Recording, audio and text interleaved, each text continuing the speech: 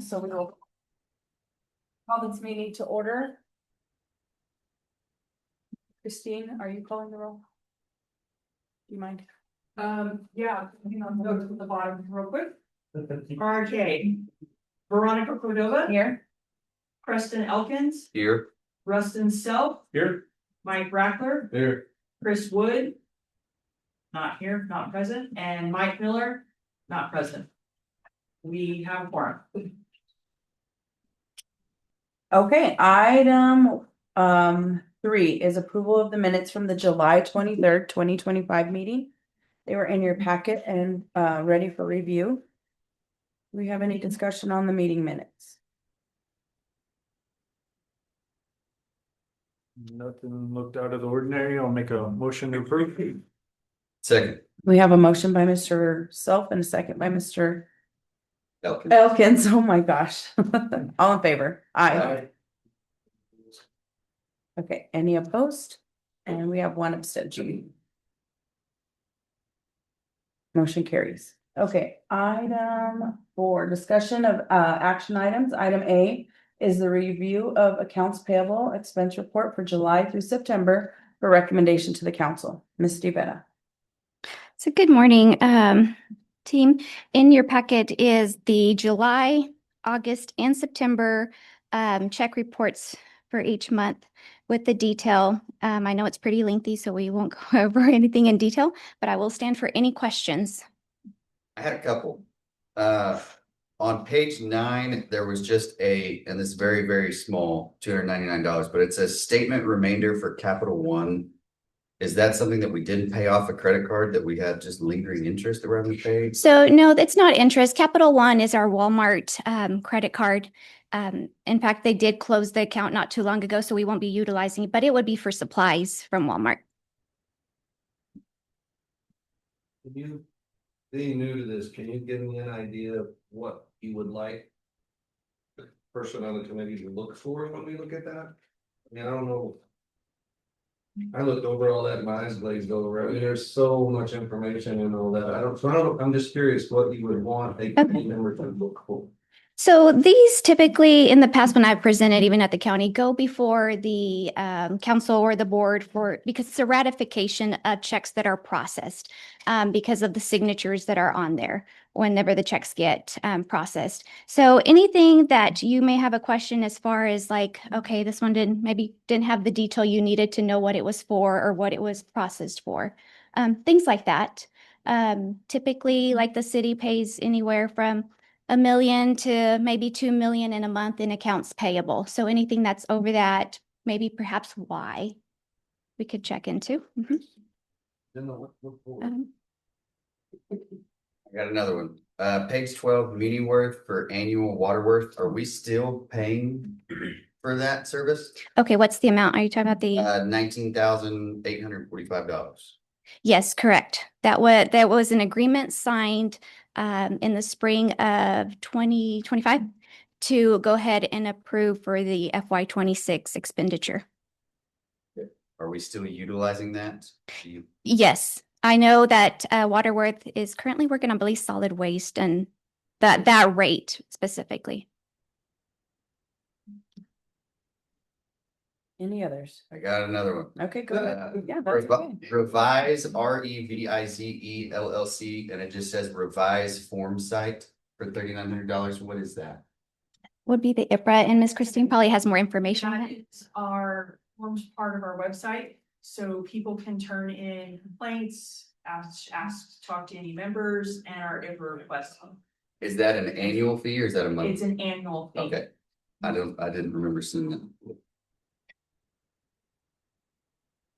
And then my last one, I'm sorry, page 21, revise, H2O Partners, Inc.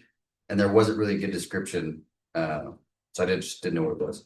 That one is our hazard mitigation vendor that we're utilizing. That one was released for procurement, I believe, 2 years ago or a year and a half ago. So that's what we're using as H2O Partners, Inc. Okay. Okay, anybody else? Okay, hearing none, what is the pleasure of the finance committee? I'll move for approval. Second. We have a motion by Mr. Elkins and a second by Mr. Self. All in favor? Aye. I, Any opposed? Motion carries. Item B, presentation and action of FY 2026 for Q2 budget adjustments. Okay. So quite a bit of budget adjustments. A lot of these will be, well, they're for the second quarter, and you'll see them in the December second council meeting for approval. But a lot of them are rollovers from the prior fiscal year, that purchases that didn't close out in that fiscal year are now in our FY 26. And you'll see that, especially like the garbage trucks and such, you'll see that on our solid waste fund.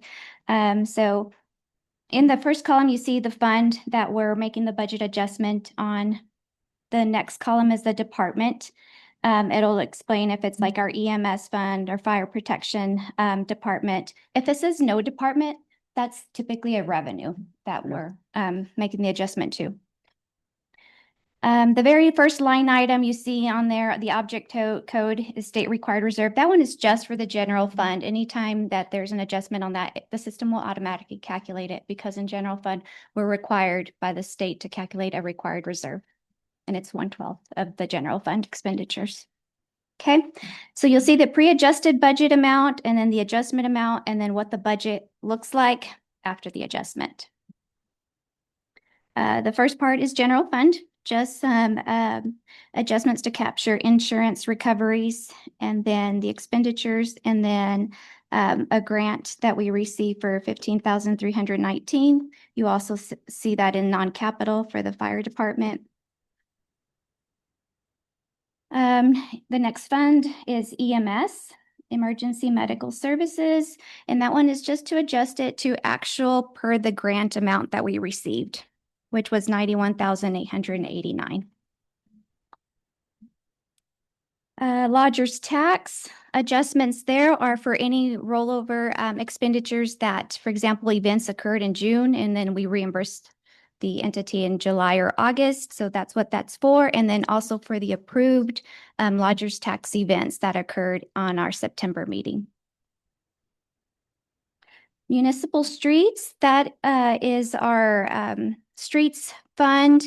This fund is primarily grant funded. And then so you'll see the adjustments to it.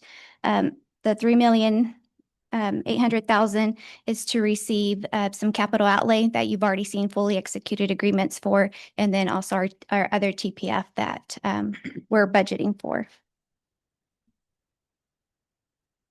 Recreation, that's a youth sports fund that we're utilizing for our youth sports. Budgeting approximately about $35,000 so far in revenues this fall, and then the expenditures to offset some of those referees contracted, and then some equipment. LG abatement opioid fund, that one budgeting for the revenue received in this quarter, and then also, of course, the expenditure. And then our capital projects. Cannabis regulation that has a negative, can you explain when you have a negative? Okay, which one? Cannabis regulation. How many hands? On the transfers? Yeah, I don't know, I just don't know. Or do you have negative transfers, yeah, negative, I think we're on 50. yeah. It's page 2. It was right after what you were talking about, right below. I was on 52. Are you looking at this page? No, he's not. So You're on 54, we should be on, 52. 52? yes. I was on the same page.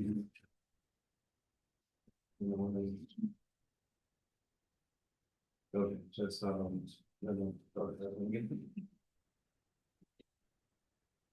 Okay, other capital projects, again, any prior fiscal year budget adjustments that are rolling over, and then to capture also any grants that we're receiving.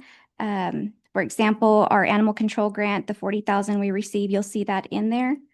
Our building and maintenance, also an adjustment to that one. because that one captures a lot of our, like, our general maintenance for, like, example, City Hall and things like that. So that's what that one's for. Water Enterprise Fund, an adjustment to subscription and dues, 10,000. I know one of our, annual subscription is 15,000, so that's what that's for, that 10,000. We had budgeted 5,000, but actually the invoice is 15,000. On that line item right above that, that 474 for equipment and machinery, is that for earmarked for a specific? Yeah, so equipment and machinery is going to capture two grants, like the Healthy Living Grant. Also, I know in our capital projects, we had budgeted for one of the garbage trucks to come out of this capital project one, and then one was the solid waste. So that's budget adjustment is for. Okay.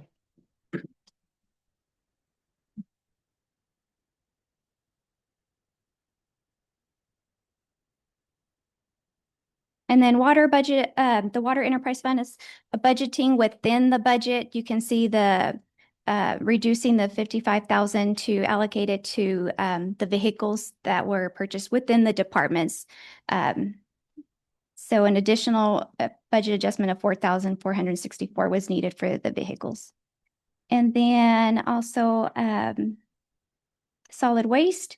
We did receive our insurance recovery for the roll-off truck of 144,542, and then we're adjusting 591,000 to carry over for that garbage truck of 315,000, and then also for the roll-off truck that was purchased. So I will stand for any questions.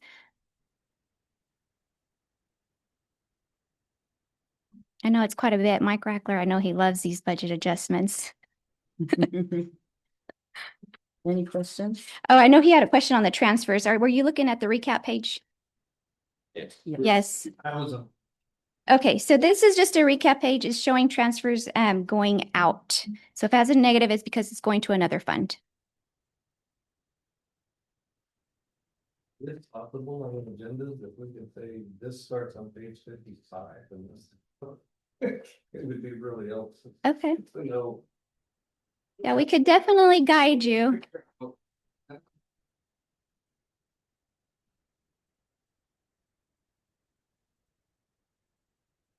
And then you can see on the recap, even with the pending budget adjustments, nothing's in the negative. Even if it was LGBMS, the state website would not let you submit in a negative. Okay, do we have any other questions for Ms. Rivera? Hearing none, what is the pleasure of the Finance Committee? Make a motion to approve?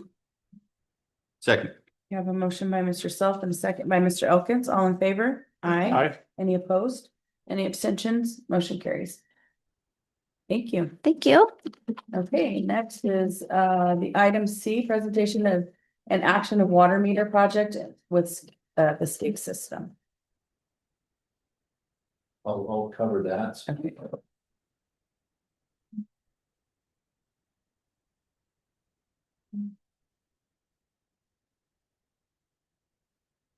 Good morning. Good morning.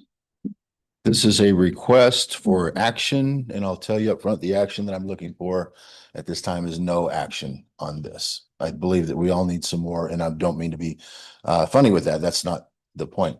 Somewhere along the line, we moved to buy secure water meters, ultrasonic water meters, and SCADA devices for approximately 5,200 residential and commercial connections.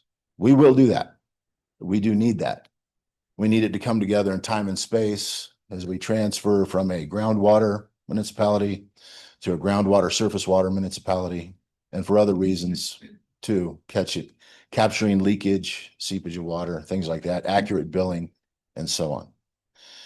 But we're more concerned at this minute about finances than we are with metering water. We need them both. One of the most precious things that Ms. Rivera has at her disposal and the city has at their disposal as far as finances go is the general fund. The general fund is malleable. It's workable across multiple streams when we need money.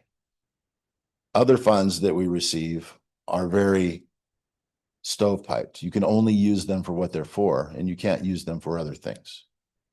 We have no shortage of access to funds for water metering and devices like that. There are people lining up to help us out with grants, low-cost loans, etc.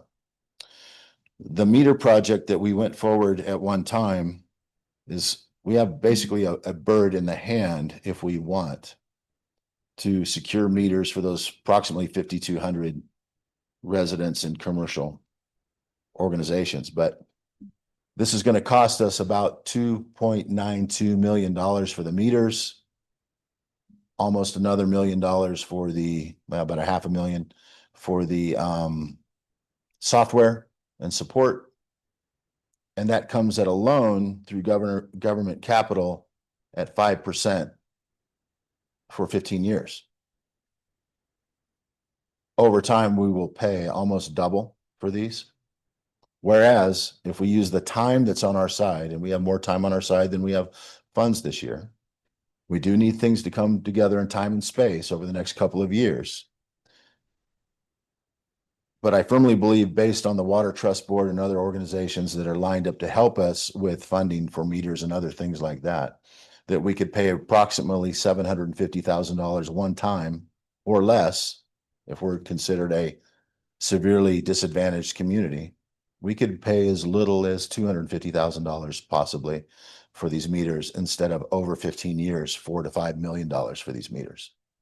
So what I'm asking you for now is consideration to take forward to the city council that we pause the full court press on the government capital project, and we seek permission to approach the Water Trust Board, EPCOG, to help us find other sources and so on. We do have documentation via email saying that the Water Trust Board firmly believes they can do this at a one-time administrative fee of 0.26%, which is about $750,000. That's what we would pay. And then that would be our total all in on these, instead of total all in $4 to $5 million over time. So I'm looking for an inaction on this, and to take forward to the city council that we continue to pursue funding options that are more efficient for the city. And also, we'd be paying for this, in the document, it says we'd be paying for this out of gross receipts tax funds, or gross receipts taxes, that we don't know what they are yet. We haven't really seen, reap the benefits of the increases of GRT. So we don't know what that is. We'd be making a promise against those GRTs, and I don't feel comfortable doing that at this time. As well as, if we had to make up any gaps, we'd be making those out of our general fund, which is our most malleable, usable fund, where I'd rather put this in strictly a water fund that would fund this, as opposed to the ones we can use cross spectrum for the municipality. So I'm looking for inaction. When do you think timeline, do you think we could get an answer from them in the next 6 months, 9 months, year? Yeah, so there's a cycle to it. I think it would be less than a year. So I think the commitment and the funds would be less than a year. It might be substantially less. I just need to start pushing forward to get that, to look at that. It could be months, it could be a year. It won't be any more than a year for an answer. So the best way to word this to go to council would be that we want to suggest the council reject the government capital proposal and look for alternatives for the skater. Yep.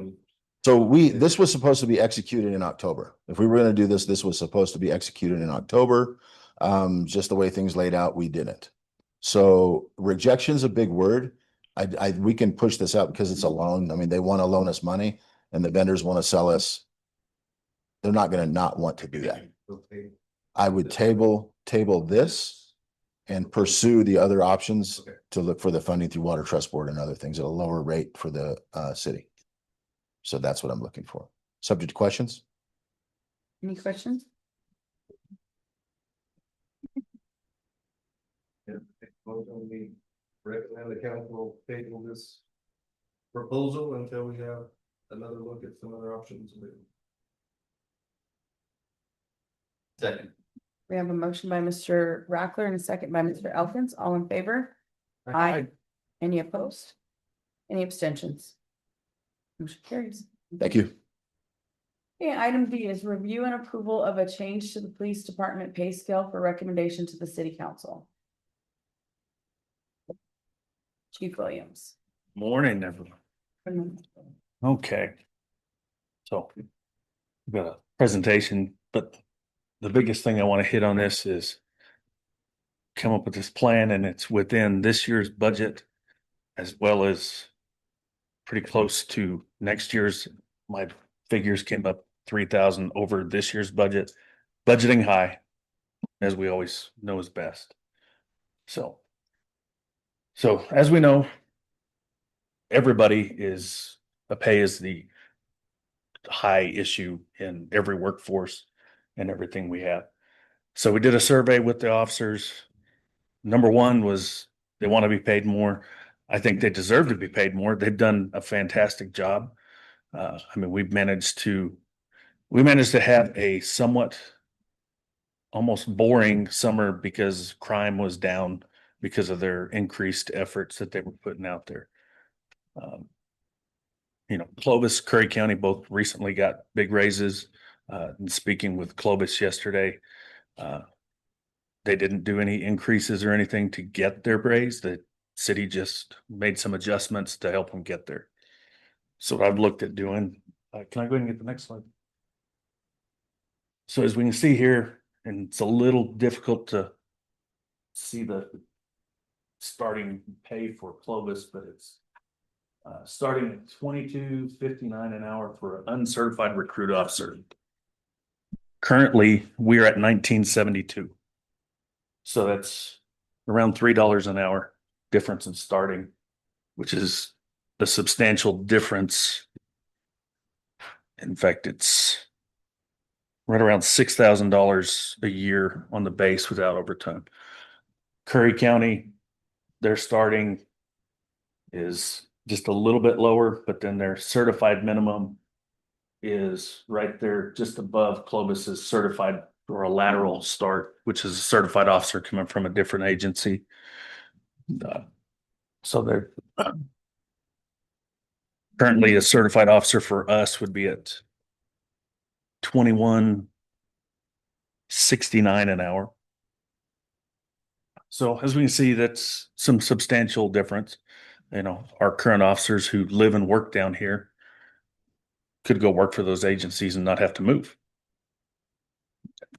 Because just like us, Clovis, Portales, over the years, when I first started down here in 2000, I had to commute in my personal vehicle. When I came back in 2009, I was able to drive the city vehicle back and forth. Kind of a benefit, so we can help to try to increase recruitment retention. Can I get the next one, please? So like I said, here's our current, starting at $287 an hour less, and that's just there.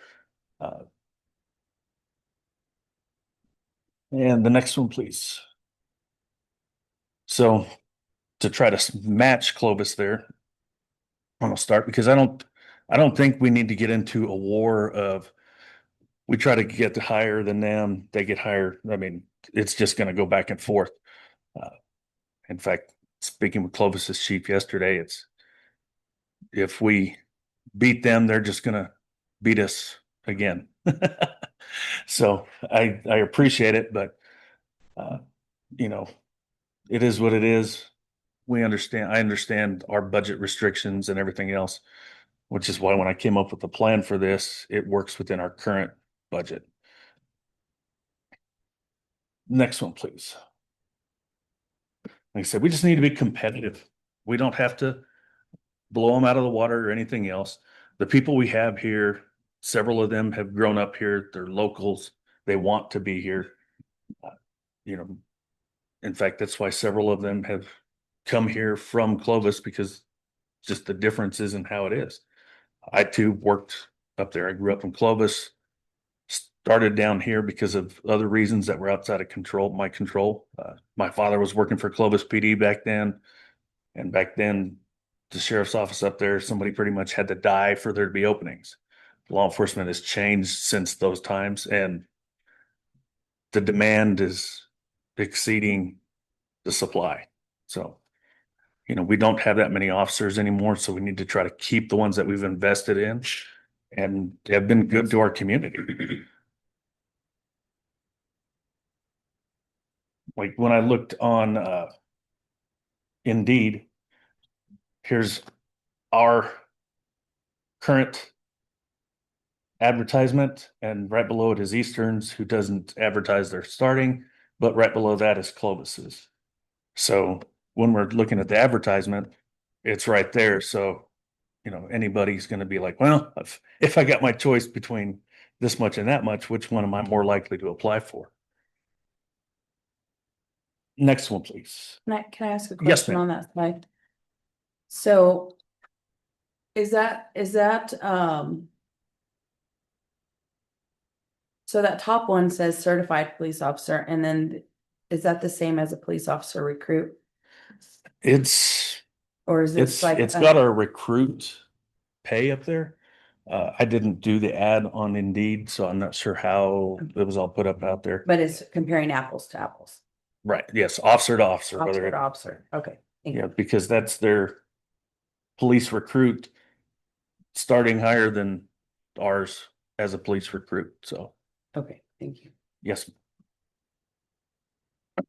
Okay. So I have cutting up there for cutting positions, but preferences, of course, from me to freeze or just not fill them, whichever terminology we care to use. But if we didn't fill 3 of our current positions, we would go from 24 to 21 that we would look to fill. Typically, we're averaging 20 to 21 officers at our high points over the last 10 years. Every once in a while, we get up above there a little bit, and then the roller coaster comes and we go back down. And that's been historic. The league is trying to help law enforcement across the state, so I just happened to have had to look at all these numbers. And it was over the last 10 years, up until the last couple of weeks, we'd hired 41 and we'd lost 41 officers. So we're just beating that. Wherever we're at is kind of where we're going to stay. And luckily, since we have now our new public works director, who was in my position 5 years ago and ran through this about 13 years ago, which, I mean, I don't believe any of you guys were up here then, but I mean, we were in the similar situation then after he took over as chief. But if like I said, I've plugged this all into the worksheet that I got from Pat and figured some of these positions in the mid range and then some in the middle and then on the bottom. Since this, we did hire 1 uncertified officer who started on Monday. So that would be some help to us, but he's not going to be able to hit the streets and work until around June. So that's the downside for ours. So retention is really my biggest priority with trying to do this. So it's not really going to impact our services that we're providing by not filling those 3 positions. We haven't been able to fill them a lot lately anyway. And currently, of our vacancies, 1 is a deputy chief, which we haven't had filled in quite some time due to staffing. And then we have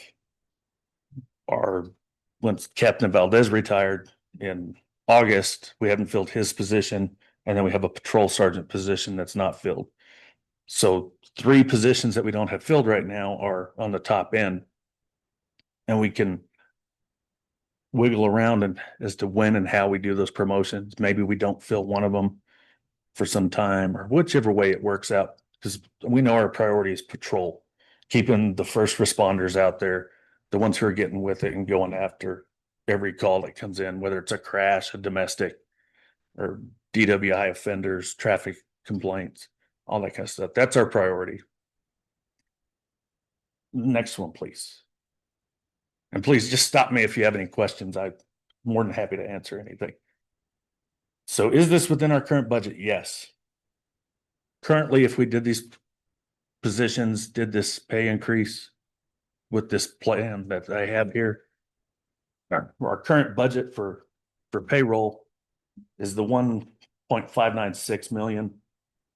And this plan for the rest of this fiscal year would come in at 1.454. And that's if we filled everything right away. Keep in mind, our hiring process unfortunately can't be very fast. You know, it can't be just walk in the door, do an interview and put them on the streets. We have a background process that typically takes about a month at its fastest, because we have to vet these people and make sure that they're going to meet all of the requirements by the state for certification and everything else. So like I said, that's going to come in under. And how are we for the next year? Next slide, please. Yeah, so it's $3,000 on a budget. We all know that that's figuring high. So I figured in high on our incentives, you know, just maxed them out. And like I said, figuring 2 employees at the top end of our lateral range, 1 in the middle and 2 at the bottom. We managed to fill one of the ones at the bottom. So, and then that one came in, didn't have any of the incentives. So that right there accounts for the $3,000 in difference from the last budget.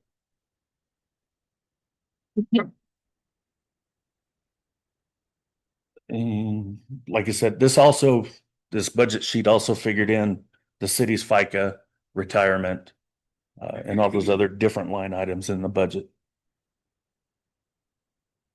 And considered annual step increases. Yeah, so like I said, this was one of the great forms that was passed on to me. So I plugged in the numbers, figured all the dates. You know, some of them will come in less because of obviously how we managed to get people hired. The next one, please.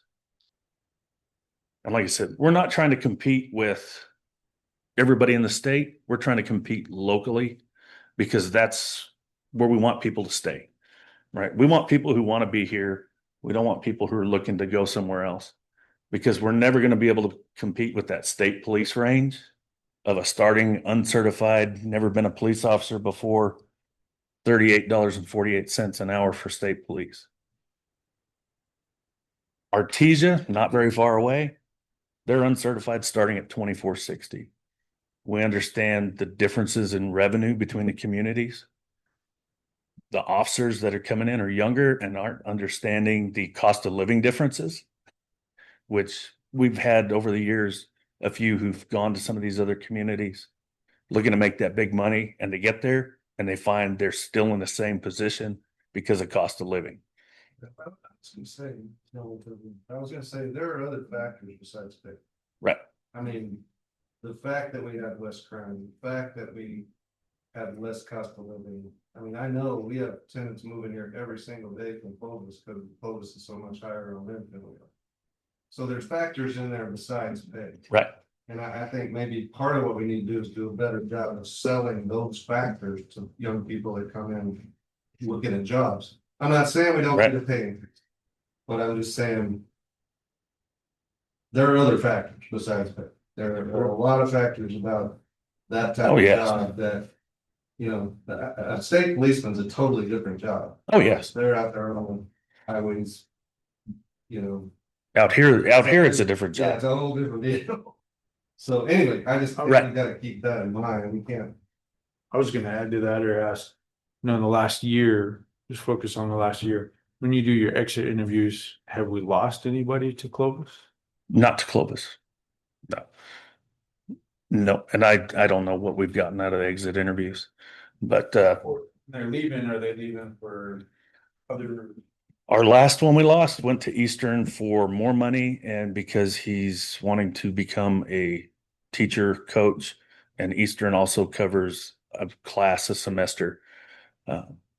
So not only is he getting paid more while he's there, he's also getting extra benefits of while he's doing this. So, I mean, we've lost officers to Carlsbad over the years. Of course, every once in a while we get one from the university. They come here, they get started, they get some experience, and then they go back to whatever they're from. We lost one to somewhere in the Dallas area. Because that's where his wife's family was from. We lost one to up in Colorado because that's where his wife's family's from. Here recently, we unfortunately had a termination that we had to do. We had a retirement. We lost one because they failed to complete every requirement that we had to have. Not in the meeting, I don't want to get into the personnel part of it, but there was something outside of his control that he didn't pass and we had to let him go. He's now one of our dispatchers, so he's not a bad employee. He just, due to those requirements, we have to wait a year before he can try again.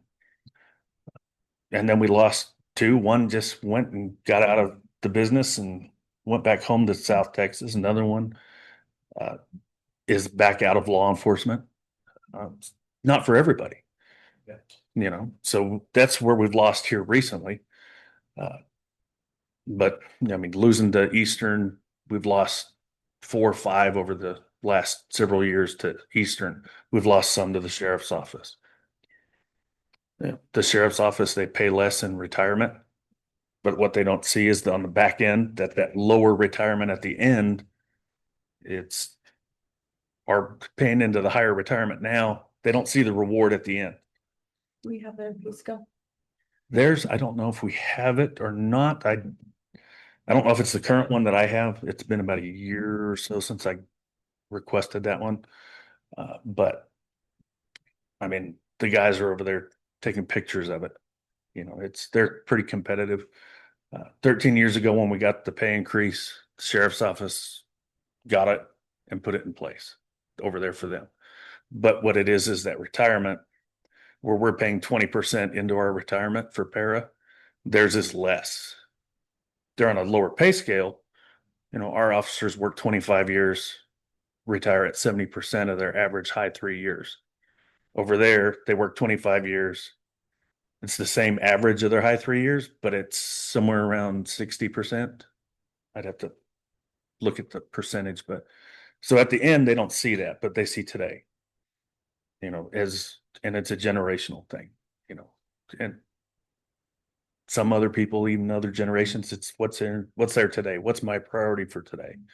That was gonna be my question, and maybe you just said it, but so I'm looking at our para amount, and it looks to be about 21%. Mhm. What is Clovis's para amount? Same. It is the same. Clovis's is the same. Curry County's is lower. They're on, I believe, tier 2, which is the next one below. I think they're paying around 14%. Okay. And I think that's about what the county's paying too. This is 14%. So you said that this will only really affect the budgeted amount, but that includes for positions that we have outstanding that are open, but actual cash today, what we have in officers versus what we would spend in officers. What's that difference in actual cash paid? You have that. I'm trying to make sure I understand the question. So you budget $2 million for total payroll. Right. But we know that we're only going to spend 1.5. With your adjustments here, what would that actual expenditures go? So everybody's check's gonna go up as soon as this. gets Yes. passed. Yes. How much is that total gonna be for how much you increased everybody? Does that make sense? I would have to plug it in, but current, On that scale, yeah. yeah, But the medium, yellow scale. If I understand the question. Yeah. Well, but I think the big spreadsheets that you're talking about, that includes open positions. And so I guess we could just subtract them out, isn't it? right. Currently the budget report ended on October 31st. We're still at 69.81% of our full-time positions remaining. So here we are almost halfway, and I don't see. And is that because we can't fill the positions or because we just haven't promoted yet? We haven't filled positions, and because we don't have promotions come from the bottom up. If there's not enough people in the bottom, we can't fill the positions at the top, because then So if we take those positions away, are we gonna have people, we're gonna have people at the bottom to be able to fill the positions that are needed for like patrol and. yes, Because one is going away. for your org chart Right. for one patrol officer. Well, and then that was just kind of putting in where positions are filled right now versus where they're not. So essentially what we would do is we would not fill one detective position, leaving us two detectives and the supervisor in there. Or so essentially three detectives, and then we would remove one patrol officer from each shift. Okay, so my, So you changed. My- That's not what. Bye. yeah, I had a little time since I got it. I wanted to get it in here and get it in front of everybody. Yeah, because you have two detectives. Right. around the shoulder.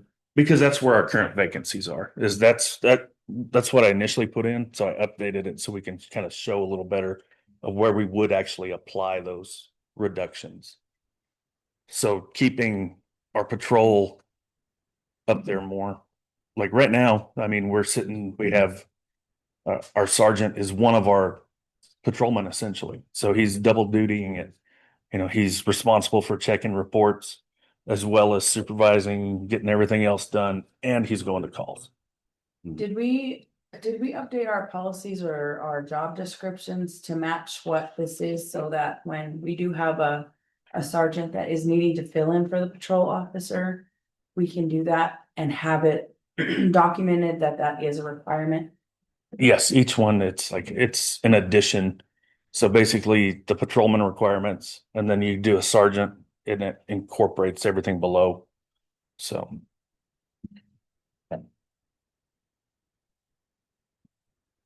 Yeah, so making the cuts one, I mean, right now, we essentially, Be also, what's gonna come into play is who applies. oh yeah, I mean, All you if, get is bottom line, that's all you get. right, and then it makes it even easier if we're doing that, but All you get is top of. Figure it out. Right. You can't do them all. yes. Exactly, and that's where, I mean, say we fill in with more on the uncertified side, then that's gonna free up a little bit for maybe somebody who's got a little more experience.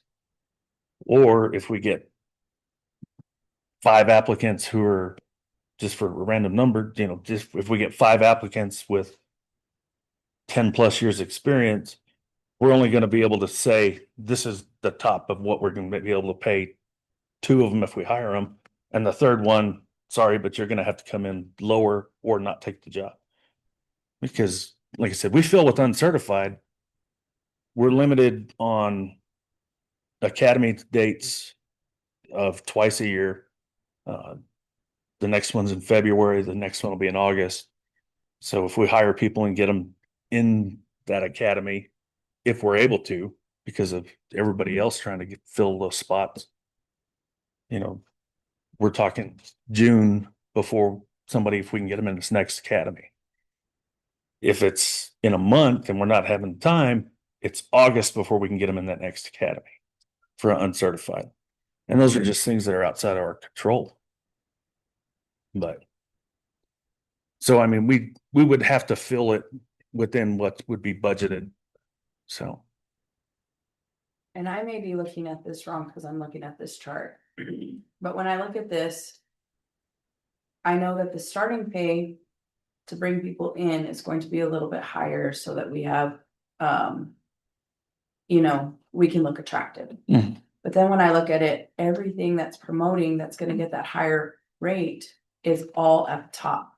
So are we taking care of our full staff as opposed to like field lieutenant is promoting, patrol sergeant is promoting, investigations is promoting, support service agent is promoting, and so is the support services lieutenant and the deputy chief. right.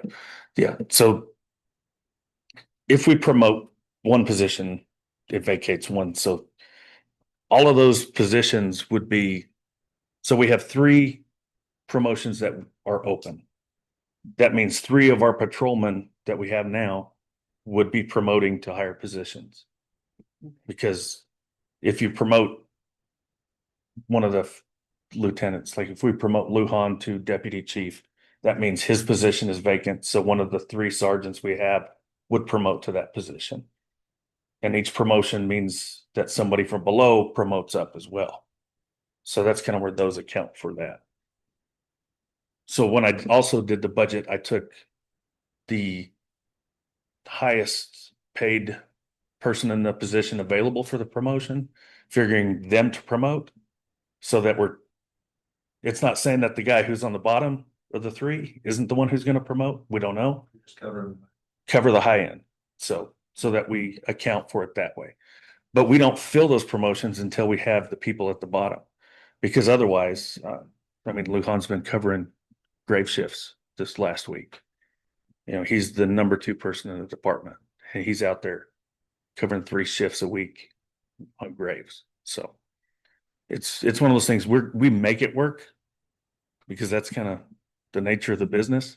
But we don't fill until we can without impacting the bottom end, right?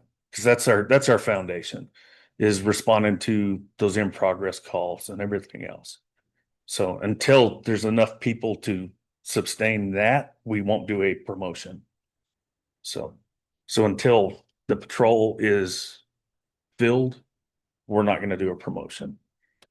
So, but in trying to budget it, it's like, okay, best case scenario, we do this now. We're able to put this in place in December and we get swarmed with applicants and we fill everything. That's kind of where the budgeting came in. I mean, that's not saying it won't be 2 months, 3 months, whatever, before we get enough to do some of this stuff. So have you told us, and I missed it, getting to it, what is the increase you're asking to do? I mean, you just said you're set positions. Are you increasing 5%? 7%? 3%? I'm not sure what the percentage is, but it was to match Clovis's. So it'd go from 1972 to the 22.59 an hour on the bottom end. And then of course it's incremental. Yeah, you can do the math. If I make that, he told us what you were asking, but it wasn't as clear as the way you asked it. So basically, what he's doing is recovering the 3 salaries for 3 open positions, reallocating those, but not the entirety, because remember, he said there's $142,000 left over for unforeseen things. So that 142,000 is there and absorbing some of the cost of those salaries, distributing those across the key law enforcement officers that we need the most. Now, one of the cruxes that Chief is talking about that we have to all remember is the patrol officers are the one, this is where we're in the most, I'm not gonna call it trouble, but this is where we need it the most in the patrol officers. And there, Our so area. he did answer the question, but he answered it kind of in a couple different ways. But to look specifically at the numbers, you have to go. Because it's not across the board, everybody in the department gets 4%. It's not that kind of, you're not doing that kind of. No, and you can break it down to percentages, so, and I'm just stepping all over you. No. I feel like I need to. So where we're really hurting is, law enforcement across the country is, they're in higher demand than they have been probably in most of the United States history, so they're all robbing from each other. Any PD who can find an officer who wants to come over there, that's already trained and they want to move them into a mid-career position, they're all fighting for that. This is why we're getting our tails kicked so bad. Because we have LEOs that are fully certified, everybody wants them, they see our people as low-hanging fruit because we're paying the least amount in the area. So even ENMU, now, Chief has gone to Clovis and ENMU and tried to broker positions like, don't take my officers. But Nothing you do about the person who requests the job. yeah, so when they're full, they're like, I'm not gonna take any, but when they're critically low, they're gonna take whoever they can get. So they're gonna try to, they're going to do what I would do. I'm gonna try to take theirs. I mean, it's Fill just, my position. yeah, that's just the way it goes, right?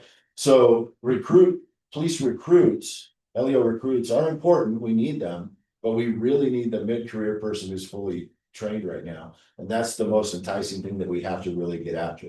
We have to, or we're gonna lose it. Now, I'm gonna jump into the sensing sessions over your 4 questions, okay?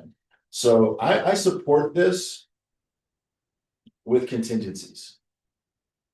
So in the spirit of finding out for recruiting retention, Chief Williams went to the force and asked them 4 questions, and I don't remember exactly what the 4 questions were, but one was, what does it take to stay here? The second one is what can we do better?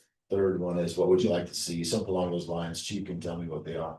But the number one thing was, we need more pay. And then they followed up with, and they were fairly comprehensive in their answers. We need more pay because our crime rates are lower, but our crime rates are lower because we're out there doing the job.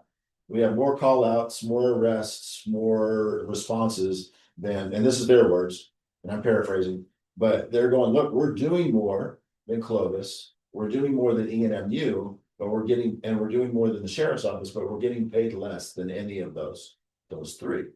So even when we look at quality of life things, the officers are going, we're doing our patriotic duty to the city, but we're still getting paid less and we're assisting others and so on and so forth. So they're looking at it from two sides, pay and their workload. So they're looking at this from that aspect. With contingencies. I support this with contingencies. The contingencies being the third and fourth questions that Chief asked them in writing came down to, one of their things was, we want to see more administrative, police officers doing more for or with patrol. And I'm gonna challenge you to figure that one out. Because it's not gonna be a half an answer. If we ask 4 questions and 2 are pay, 2.5 are pay, and 1.5 are the other things, we gotta do a holistic approach. Because we can pay people more and they still might leave because they don't see admin doing that. Now, here's a newsflash. There's a whole page on city manager. Said, city manager, we haven't seen a city manager spending time with us maybe ever. So, yay, barely, we're gonna answer that mail. I've been to not last 2, but I've been to 50% of the last 2 days because we just found this out. So I've been going to the shift change meetings. And after this meeting, I'm doing a ride along and so on and so forth. But they want to see us doing ride alongs, not only the city manager, but the city council. They said, we would love to have the city council come and spend, not the council in its entirety, but they want to see city council involved. And that was brought up several times, city manager, city council. So with contingencies, so we look at doing this, and this is what I consider, Chief, a bridging strategy. Because while it's sustainable for short term, it's not long term sustainable. Because cost of living and whatnot will outpace what we have here. So we're gonna have to do some other things, and there are plans for those.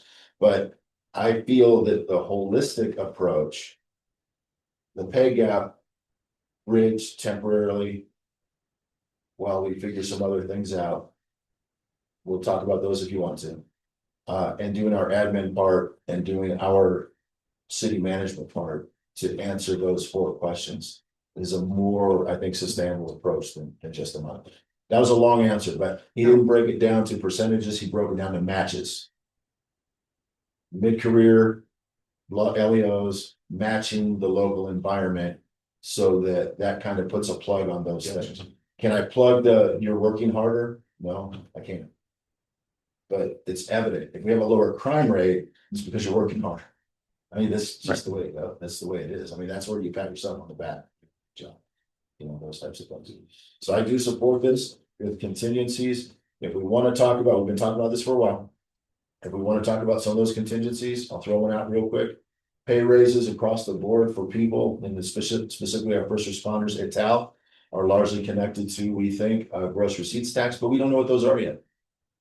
And we can't commit those until we know. We can't make any promises. This we know is contained. We know how much the numbers are, and we can work within this for a time period. Do I think we need to cut 3 positions forevermore? I don't think that's responsible. But there are ways to get at that. Later, if you want to learn about it, Chief will teach you about it. We'll talk about it. There are federal assistance programs, COPS grants.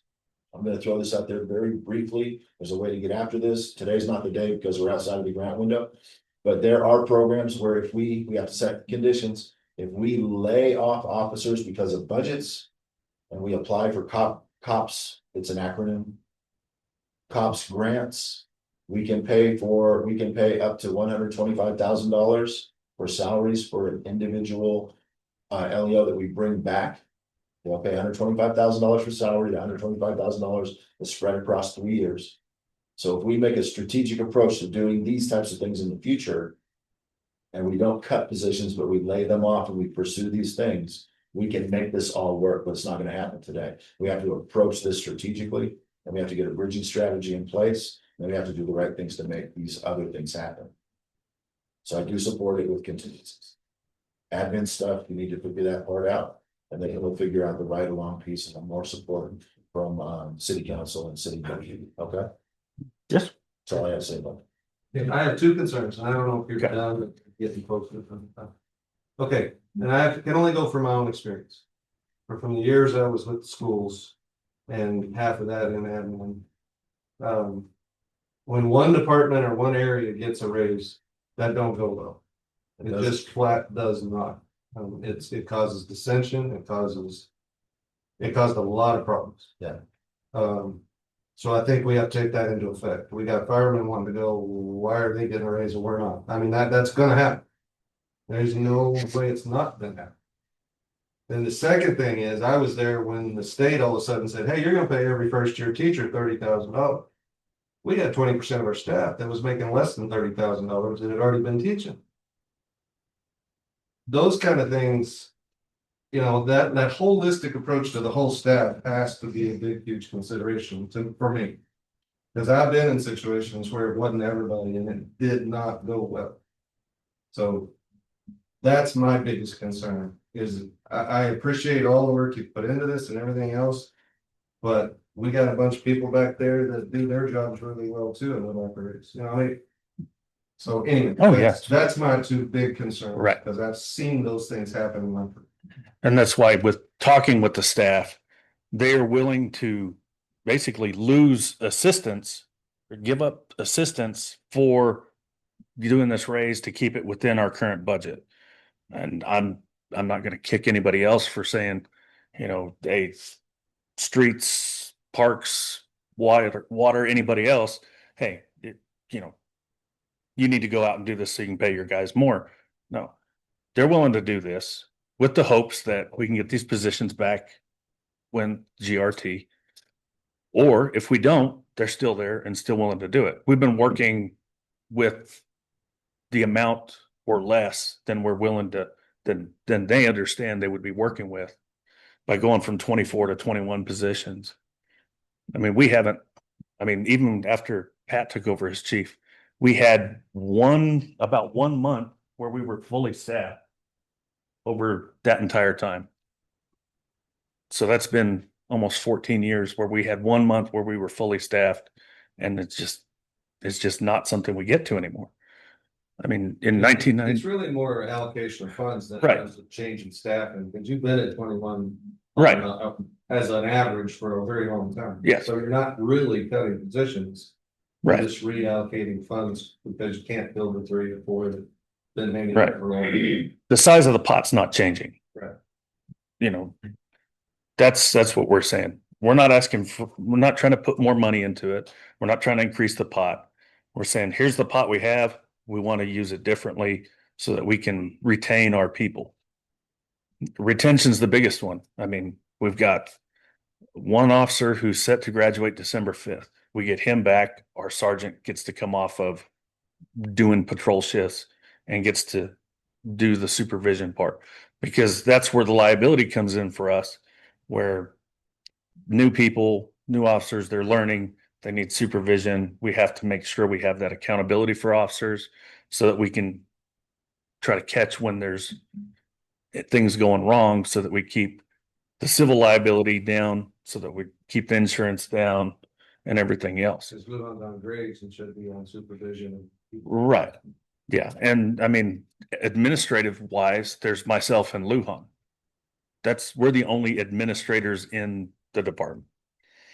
And of course, I have the administrative duties as of chief. I get out there and I'm running around doing traffic control, going to calls.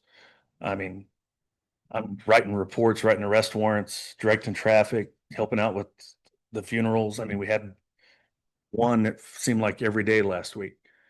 Those take a lot of resources. I mean, especially if you've ever been through the procession in one of those and you see how many people are there. We've got Eastern, you see the detectives come out and help. I mean, we're all out there. I mean, we've even got the schedule out that shows where everybody that is not a line level person is filling in on patrol shifts for the next month, because we didn't foresee people leaving, especially when one of them just dropped it on us and didn't even give us 2 weeks notice. And then we get the 2 weeks notice from the last one that went to Eastern. We couldn't anticipate a termination. We had planned on a retirement, but then that one bumped up for his personal reasons. But I mean, he was eligible to retire. I mean, we can't hold it against him for not wanting to do that. But I mean, all our shift coverage right now is from the 2 detectives, from our training sergeant, who we have to keep doing training, because if we don't keep up on our training and make sure that's done, we don't have certified officers because they lose it from the state. He's also the one who's responsible for the recruiting and testing and setting up interviews and everything else for candidates. If we don't have somebody to do that, we're never going to get back anywhere. But we fill in and spread that out so that we're taking care of everybody. You know, the downside of an anonymous survey is you don't know who to go back and ask follow-up questions to. And if you start trying to figure it out, then why did you do an anonymous survey? So, I mean, another one of the things that was on that survey was they wanted to see our webpage more updated, and they wanted their photos on there, which is something I've never heard from police officers. Usually it's, I don't want my picture anywhere. So, I mean, it's things like, you know. Did the survey talk about burnout? There was some mention of it. Like right now, there's 6 of us who are already currently over our allowable vacation for the year. Our sergeant on patrol is over 300 hours as we speak. He's not able to take time off. That's what's going to get burnout. That's where they get looking to go somewhere else too. Because we have to have people to fill in and cover in order to take vacations and time off, which is one of the big reasons that we're covering shifts. I mean, I'll be out there helping go to calls and coming out in the middle of the night when they need extra resources and everything else. We had a missing disabled person, you know, last weekend or the weekend before, whichever it was. It's all a blur anymore. So I'm out in the middle of the night helping to look for them, because that's what we need people out there. So it's there. We're doing everything we can. I mean, we send them to trainings. We dedicate a large chunk of our law enforcement protection fund to their advanced training. I mean, it's limited as to what we can spend it on: equipment, advanced training, certain things like that. We can't use it for salaries or anything else. But I mean, we're really trying to get it done. I mean, we've invested in leadership training heavily. I mean, Captain Lujan, Sergeant Sanchez, both been to Leadership New Mexico. Our entire department's been through the FBI's Leadership Institute trilogy of trainings. Everything we do is built to try to better and build on this department and keep it. And that's where, I mean, Lujan is great at it. He is a true student of leadership, and he understands that he has to adapt to his staff, and he does a great job of it. I tell him, you know, hey, here's the deal. You know, we got to get this done. And he's like, this is what I need. And let's go, let's do it. If we have transports come up, I'm the one who's going to be taking them because they're all in shift coverage. So, I mean, Any other questions? What is the pleasure of the finance committee?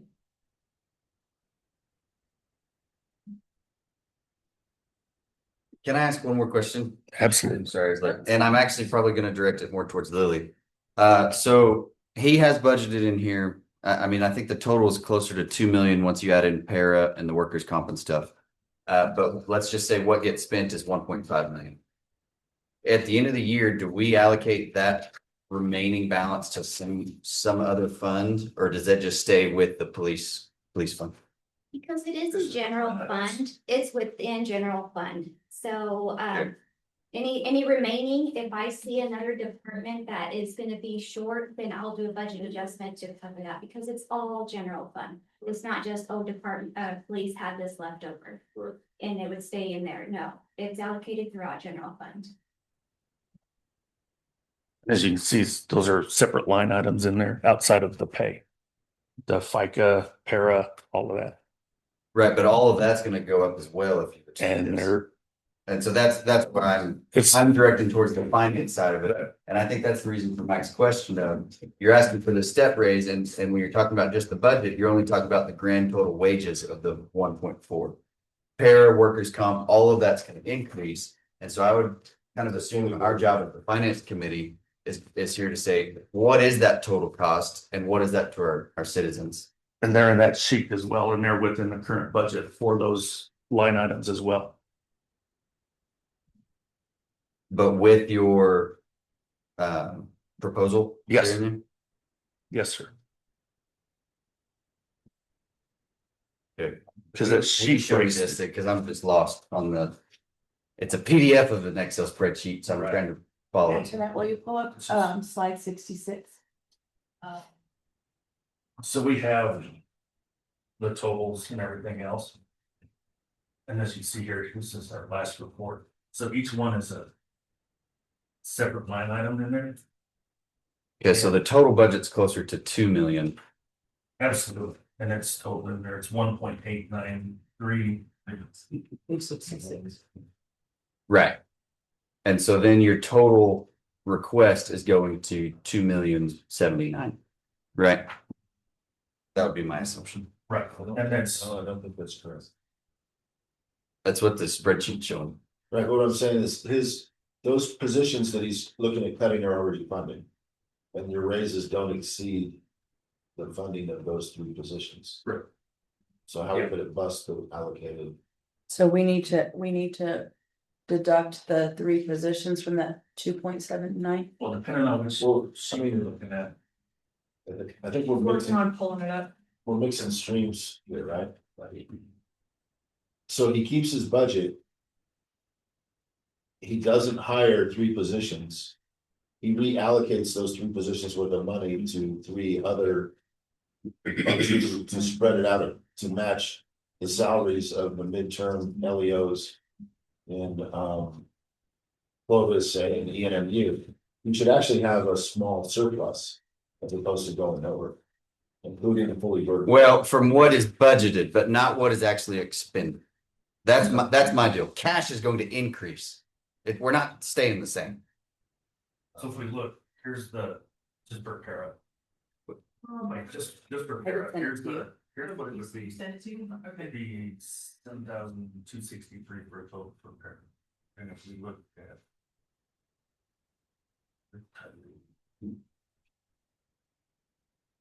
Our budget was there. I can email this. If you want. Well- You are a finance guy. Well, I know, and we just went through wage and salary, so I'm following. you. I checked all the numbers and they were all within for each one of those sections. Okay, so my question is, let's say that we have, let me do easy math. We have 10 employees in a firm and they all make $50,000. Total's 500,000. But you have budgeted 750,000 because you have an additional 5 positions that aren't filled. We're only spending 500. We want to spend 700, but we haven't, and we don't really plan to. Right. So we're getting rid of those 5 to say, let me reallocate that 250,000 to these 10, and our budget's going from 500,000 to 750. Right. There's no question on cash leaving. Right. So I think our job as the finance committee is to say, what is the cash position changing? I'm sorry, I disagree. Those 3 positions are already funded. For all intents and purposes, those human beings should already be there. They would be going to work and they would be paying their FICA and their insurance and their para. How does it not add up to you're not asking for more money, you have that. Well, we have it in a bank account, but we're not spending it. So it can be used for other It projects. goes back to what Lily said a while ago, if at the end of the year or the end of the budget, if There's there's a still surplus money in going general somewhere else. fund, it could go to whatever needed. Next fiscal year, right? Or like, so for example, if we don't cut the positions, we reallocate, yes, the pot's gonna change and increase next fiscal year in a couple of months, we are gonna have to increase it. Now, if they're cut and we're reallocating, then it should stay within budget this fiscal. It stays within budget, but I think if I'm understanding Preston, I'm finally following what he's trying to say. If we don't do, if he doesn't do any of this. There's gonna be money left in the general fund at the end of the year for those budget positions that can be used for whatever you need it for. That's the point we're trying to make. The surplus. Cash is going to be. Well, I certainly, I completely understand that, but that is not the PD. That is every position that you have vacant right now. Yes. If you have a vacant position for one day, theoretically, that one day money goes back to the general fund. Right. But the budget is allocated for each of these organizations. And it's within their, usually within their bandwidth to manage that budget and their personnel. Because what we're looking at is, if you think about this, you're not really looking at. We don't really hire people to give them jobs. We hire people for them to solve problems. The problem solved through a police department is to make sure that there's good order and discipline in the city. And that we are safe as a people and that the laws are adhered to and we help enforce those things. If he's meeting that mission within his budget, then he's doing the right thing. If he needs to give a little bit more money to the amount of people that he has, as long as that thing that we promised the people is being done, then he's doing his job.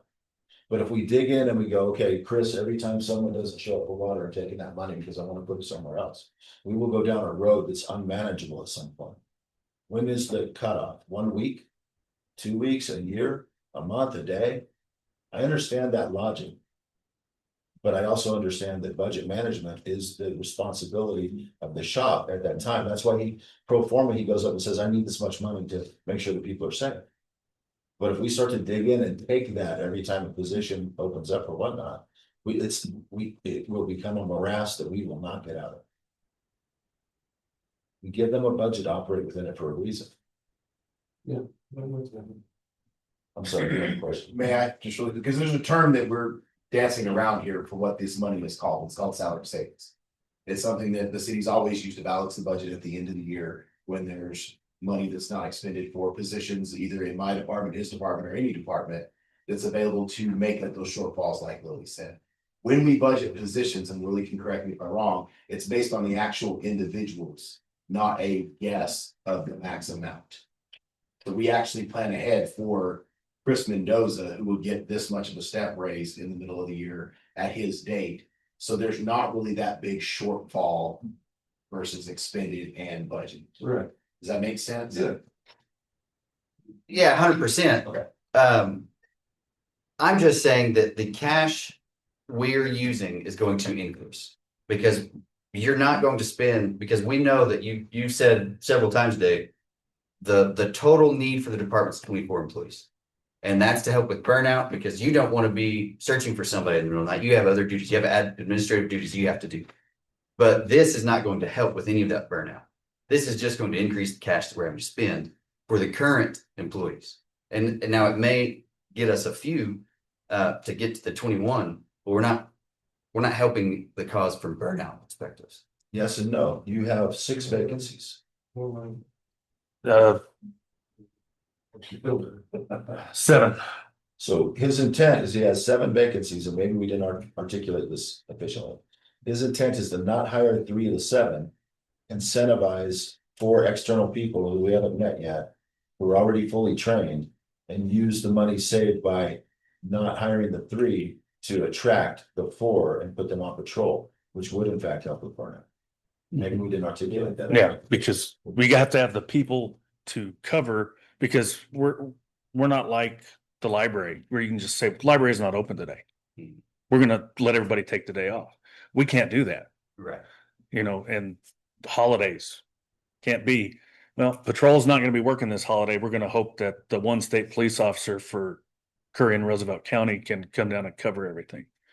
I mean, even with the money state police is spending, they are still in the same shorthanded position as well.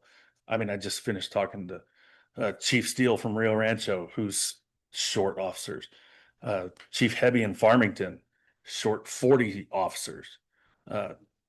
Chief Drone in Clovis is still short around 20 officers. I mean, we're all shorthanded. And what's happening is the deck is just getting shuffled. And every once in a while, the card shoots out. But we're not seeing enough coming in that the shuffled of officers is helping to get things done, which is one of the, Sorry, we need a financial bridging strategy that gets us to the point where we know what we're dealing with GRT. Because GRT, and we have, keep in mind, we have a salary study out there for across the board. And we're kind of leaning heavily on this GRT promise, but we don't know what it is. And we will make adjustments. We're looking forward to making adjustments when we see that. We can trust what that is. And also I'm leaning heavily on him being able to lean forward on those federal grants that I was talking about.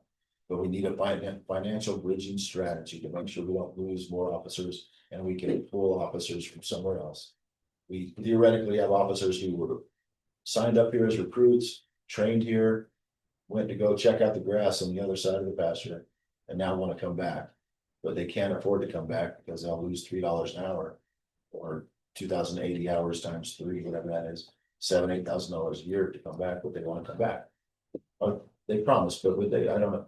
But that's where we want to be. We need to get those 4 more patrol officers hired. And we need to do it at the rate that they can come back at. That's what we're looking at. and I mean, and we're also on our final year 3 of one of the law enforcement recruitment funds where they're covering this year up to 25,000 a position. The total is like 56,000. So that's money where the state is paying us back to help try to do things to retain and recruit officers in. And that ends. This is the final year of this one. Hopefully they do it again. I don't know. I mean, the governor's thrown so much money at law enforcement over the last couple of years, but I mean, with some of the other things, who knows where that's going to be at. It's that recruitment fund. That's when they come on board, they get a retention, a recruitment bonus. This is the one where they're covering part of the salary and benefits. The first year was up to 75,000 a position, I want to say, and then it's stair step down. So we've gotten that money for the last 3 years. I mean, so even if we wanted to think about it, there's that much more coming in to drop what our actual cost could be for that. I mean, I'm not going to try to say if she's done anything else with that. I don't know. We've been shorthanded. It hasn't been a problem. I mean, we're trying to do things to help with everybody. Right. You know, that's just why I'm not saying, hey, I want this money and I'm asking for more money. I'm saying this is our pot and let us just, you know, instead of having 24 holes draining the water, let's have 21. Right. Same size holes, and which is why the sheet accounts for each one of those other things, the FICA, the Medicare, the para, and those are different line items that come out of that budget, not the salary part. Right. Yeah, so the salaries is one part, and then each one of those others is a separate line item that's accounted for. And even with the adjustments, which is why I was like, okay, hey, let's dream big. Let's look at it. I started with one number, like, let's just see where it's at. And it was too high. It wasn't within what we had. So I'm like, okay, let's bring it down and let's do this. And then I just started removing positions until our budget was there. And 3 was a reasonable one, and the officers understand that, you know, yes. Okay. Other people in the city are going to be unhappy, unfortunately, with public safety and everything else. I mean, we want to have officers on the streets to keep things going. You know, when we call because there's a car crash, we don't want to have to say, hey, we don't have anybody out. We're going to have to do this, which is much the same thing the fire chief said. You know, he constantly tells you all how he's overrun in services. You know, but that's because we can't control those variables in public safety. We don't know. I mean, we could have another homicide that we would have to go and deal with, and that will take every resource we have until that is done. You know, it's just one of those things where, yes, we've been trying to be patient, but when Clovis, Curry County are right here and they will snag up our good, well-trained, qualified, capable officers, and they don't even have to move. There's not even an increase in paying for gas to go to work. They're able to drive the city vehicle, county vehicle. I mean, that's not even including Lee County will let them live here and work and make even more money. And all they got to do is hit the county line. What is it? 30 miles south or whatever. I mean, those are different things that are out there, but the biggest deal that we're looking to do is retain who we have with what we have and use what we have. So, I mean, that's really it, is we want to keep who we have. I'm not looking to go and steal every police officer from around the state. I'm not Chief Story's guys who in Las Cruces are saying, hey, you can come out here and shoot all you want, and we're going to pay you $35,000 to come work for us and a bonus. I mean, we don't have that. This is Portales. This isn't someplace with, you know, all of the vast sources of income for the community. We understand that. I mean, that's why we're here. Yeah. Okay, I think we kind of got it, but I just have one Right. final question. Did we consider going down to those positions, what that overtime was going to be and what we're gonna spend on overtime when we do have to bring people back because we have to cover here and there based off of the cut position. We Overtime's already pay a ton in overtime, Right. of course, because there's things that happen outside of, you know, your control, Right. homicides. And overtime's a separate line item. And a lot of our overtime, the traffic grants are reimbursed. Okay, The overtime for photo enforcement reimbursed. So, If this works and the recruiting and retention takes effect and he hires 3 to 4 people out of 7 vacancies, the overtime should go down. okay. oh, yeah. The one it is right now. That's the whole thing. The whole thing is to use the salary, the cash available by deferring these 3 salary positions to hire the 4 that are vacant, because we have 7 vacant right now. So to use this to attract those, and then the workload will go down, and then the overtime will go down. Okay, If this is a failure, if that doesn't happen, this is just giving money to people that are doing what they're doing right now, and they still may leave. But the recruiting and retention, bringing 4 on, that's when this starts to settle down. So that's Right. earlier, that's what I said I support with contingencies. okay, To just do this and go home, not cool. To do this and start full court press to bring people on board, then it all starts to come to fruition. Yeah. Because right now, if somebody wants to take vacation or somebody calls in sick today, we're paying someone overtime to cover that shift. We're not at the point where, okay, instead of having 3 on patrol and we go down to 2 because one's sick, we have 2 on patrol. We go down 1, somebody's coming in to work overtime. So we're paying all of that. So. okay. Okay. Hearing all that, what is the pleasure of finance? Here's how I feel. I think this needs to go to the council. And let the council decide it. But I would like for you guys to review a lot of the questions we ask and try to have some answers for those when we come to full council. You know, like the percentages that we ask about, how much is, you know, if you're gonna go by person, by specific position, then how much did that position make more? Et cetera. So I think some of the numbers were a little big. For press planning.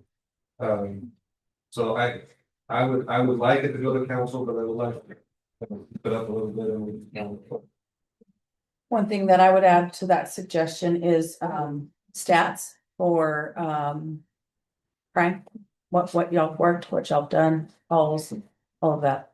Just so we have that into effect too. Do you want to compare it to Clovis?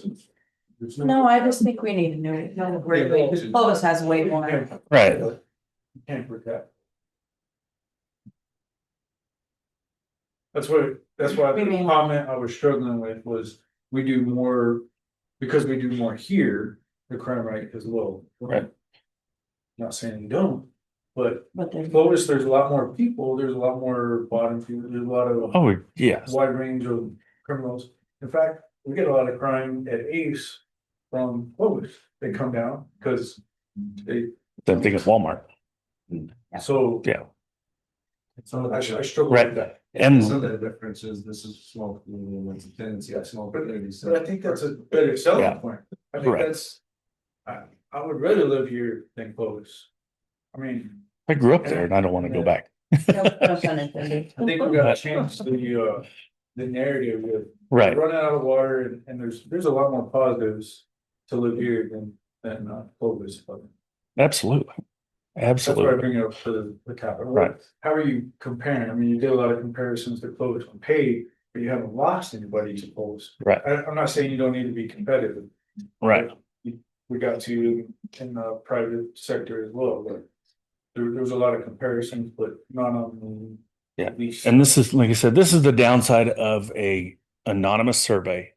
I don't know who to go follow up with that on. But I probably wouldn't have got the answer if I'd have said, I need your name to go with this. But I mean, just from talking to them and interacting with them, I think it's more of a comparison with here locally because we do way more work than Eastern and we do a lot more work than the sheriff's office does.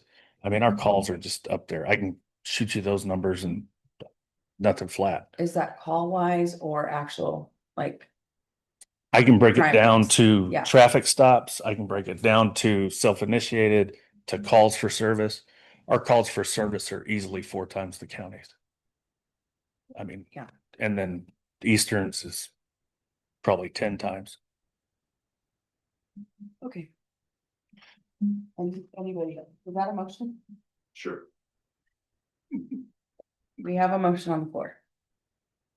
Can we repeat it? Yeah. I make a motion that this request go to the council. With caveat that they beef up some of the information for that. I'll second that. Okay, we have a motion by Mr. Rackler and a second by Mr. Self. All in favor? Aye. Any opposed? Any abstentions? Okay, motion carries. Thank you, Chief. Thank you. And then item B, other business, any matter not known about or which could not have been reasonably foreseen prior to the timing of the posting of the agenda. Do we have any other business? It's a quick item. And that was Mr. Rackler brought up a good point earlier about the what is expected when Finance Committee brings these reports and such. So that would be great if the committee could put together what do you need to see from finances of the city. Typically, I haven't seen where check reports go before a committee or budget adjustments. It's part of business. So things like that, maybe projects, finance projects and such. So I think that would be a great idea if we could figure out what the Finance Committee needs to be seeing and reviewing. Okay, Thank you. anybody else? Okay, well, with that, we are at the adjournment, so we are adjourned.